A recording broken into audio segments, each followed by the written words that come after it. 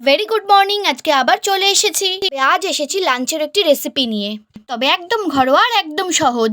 তো প্রথমেই মটর ডাল ভালো করে ধুয়ে নুন, কাঁচা লঙ্কা আর সর্ষের তেল দিয়ে সেদ্ধ করে নিতে হবে। প্রেশার কুকারে 3টে সিটি দিয়েই আমাদের ডাল সেদ্ধ কিন্তু রেডি। 500 মটর ডালের জন্য যতটুকু জল লাগবে ঠিক ততটুকুই ফুটিয়ে নিয়েছি। ঠান্ডা জলে কিন্তু দেবেন না, ডাল সিটে মেরে যাবে। জল ভালো করে ফুটে এসছে, এবার সেদ্ধ করা ডালটা দিয়ে দিলাম। ডাল হালকা ফুট ধরে আসলে ওপর থেকে কুচনো লাউ দিয়ে দিয়েছি। আর তারপর দিতে হবে নুন, হলুদ আর অবশ্যই স্বাদ ব্যালেন্সের জন্য একটু মিষ্টি। ব্যাস, আমাদের নিরামিষ ডাল কিন্তু একদম রেডি। বাকি 20% কাজ এখনও বাকি। কড়াই ভালোভাবে গরম হয়ে এলে তাতে 2 চামচ তেল, তাতে শুকনো লঙ্কা, তেজপাতা, গোটা সাদা জিরে আর জিরে গুঁড়ো। তেল তো খুব গরম হয়েছিল, তাই নাড়তে হয়নি। তারপর সেদ্ধ ডাল দিয়ে দিয়েছি আর ওপর থেকে একটু গ্রেট করা আদা দিয়েছি। খেতে কিন্তু দারুণ লাগছে, দেখতেও অসাধারণ লাগছে আর গন্ধ কিন্তু খুব সুন্দর বেরিয়েছে।